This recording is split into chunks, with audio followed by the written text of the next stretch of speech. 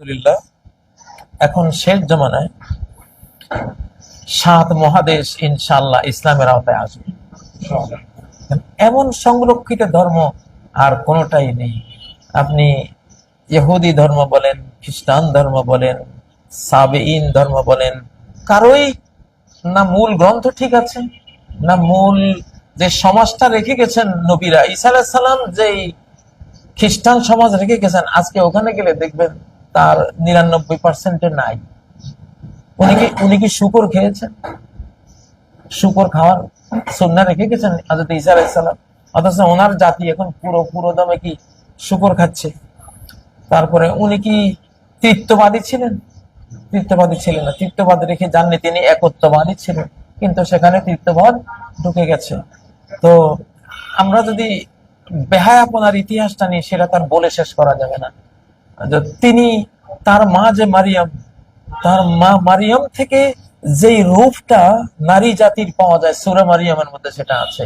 হ্যাঁ, যখন জিবরাইল আমিন একেবারে রাজকীয় ফিগার, ফাতামাসসালাহা বাশারান সাওয়িয়া, রাজকীয় ফিগার নিয়ে মারিয়ামের সেই গোপন কক্ষে, যেখানে তিনি ইবাদত বন্দেগীতে ব্যস্ত থাকতেন, সেখানে ঢুকলেন, তখন এমন একটা সুন্দর মালাকি রূপ নিয়ে তিনি গেলেন।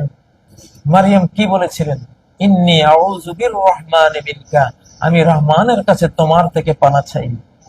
ইন কুনতা তাকিয়া, তুমি যদি মুত্তাকি হও তাহলে অবশ্যই তুমি আমাকে ডিস্টার্ব করবে না।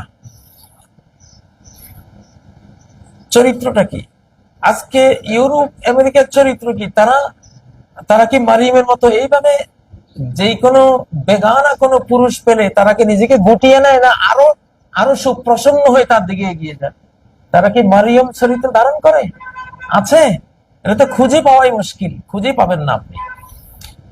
তো যাই হোক, কোন ধর্মে থিওরিক্যাল ধর্মগ্রন্থটাও ঠিক নেই কোরআন ছাড়া।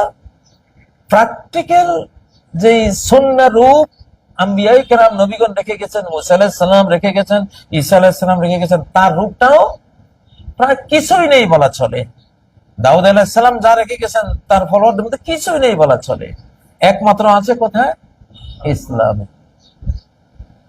এর কোরআনিক অস্তিত্ব ঠিক আছে, সুন্নাহ অস্তিত্ব ঠিক আছে, এর সুন্নাহর যে কথ্য রূপ হাদিসের অস্তিত্ব সেটাতেও পূর্ণদমে ঠিক আছে, আলহামদুলিল্লাহ। অতএব মানব জাতি আগামী দিনগুলোতে এই ইসলামের দিকে আসবে ইনশাআল্লাহ, কোরআনের দিকে আসবে। আমার আজকের এই দর্শের ছাত্রছাত্রীরা, আমার ভাই বোনেরা, আসলে আমিও কিন্তু কোরআনের ছাত্র, হাদিসের ছাত্র, আজন্ম আমিও ছাত্র। আবার একটু বয়োজ্যেষ্ঠ হিসাবে শিক্ষকতাও করি, ছাত্রও বটে, শিক্ষকও বটে। আপনাদের সামনে এতক্ষণ হাদিস নিয়ে একটা দর্শ পেশ করলাম।